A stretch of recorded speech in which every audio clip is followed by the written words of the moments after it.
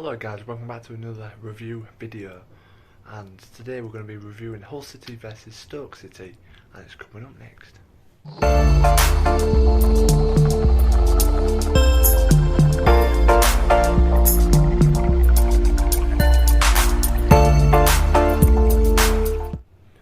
So yeah, in the EFL Championship at the MKM Stadium we finished Hull City 0, Stoke City 2, and yeah, pretty disappointing performance from Hull perspective. I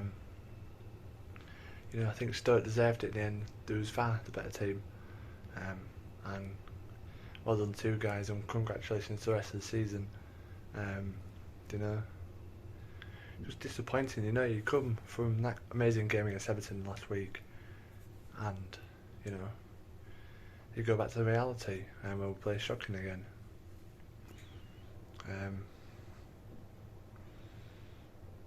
I don't know what to say. Greaves was awful, Baxter was awful, Bernard was awful, McLaughlin was the only good defender there.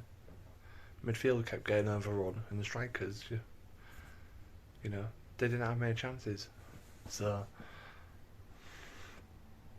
I think it just shows how bad Mindy's takeover to go through. Even Dean Windass said it on Twitter. Like, do the players even care? Fans pay a lot of money to go see the games, and they don't. No agency, nothing. You think you brought a sub on at half time, midfield for midfielder. What's the point? Nothing changed. Awful. Stoke, every time they went forward, it looked like they was going to score. So I'm surprised it was only 2-0. Yeah, pretty disappointing, really. So don't know what to say.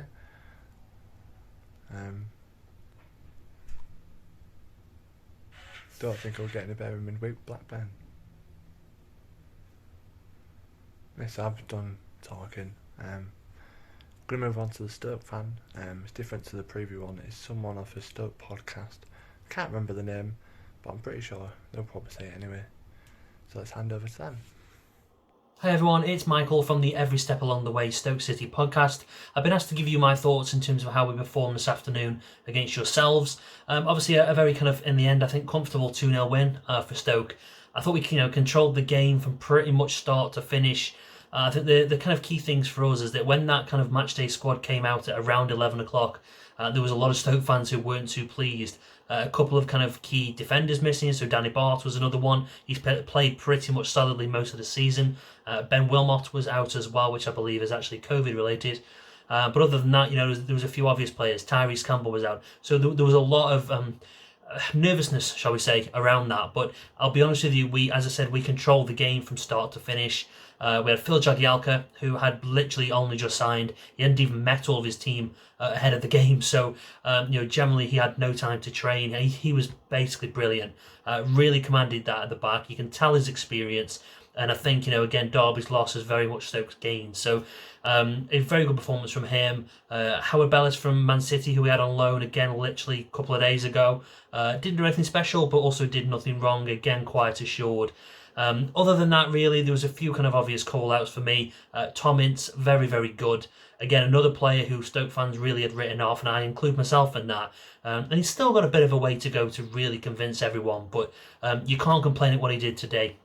Again, he was kind of like our kind of main attacking threat, really, in terms of that midfield spot. But other than that, a big props has to go to Wright Phillips, obviously the son of Sean Wright Phillips, that obviously everybody knows. So yeah, that was, believe it or not, his first professional game for Stoke City.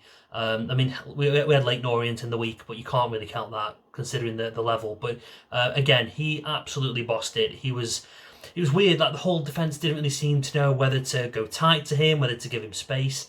They were really kind of unsure. And I think, look, in defence to Hull, for how he performed today, I don't care whether it's Hull, whether it's Fulham, whoever it is, sometimes you just can't stop a player like that, and arguably he should have had a couple of goals as well. So yeah, a few kind of key performances there. Man of the match was definitely Wright Phillips for me.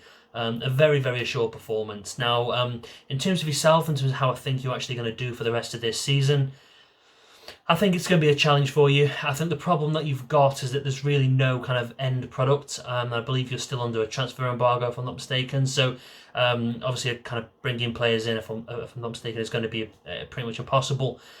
Which I think is going to be the Achilles heel for yourselves. Hopefully, you've got enough to stay up. I think there's a lot of poor teams in this division.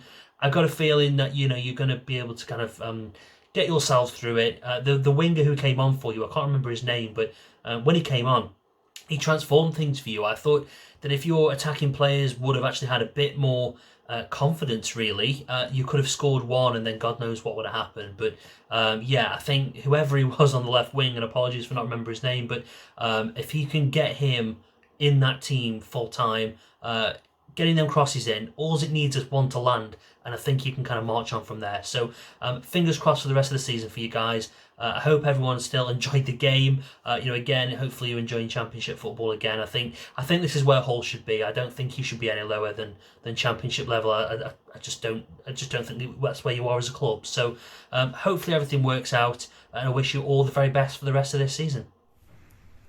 So yeah guys, that has been the review video. Thank you guys for watching. Please leave a like, comment and subscribe if you are new. And I'll see you for the preview video against Blackburn, which will be early on in the week, considering we play them on Wednesday. Yeah, see you then.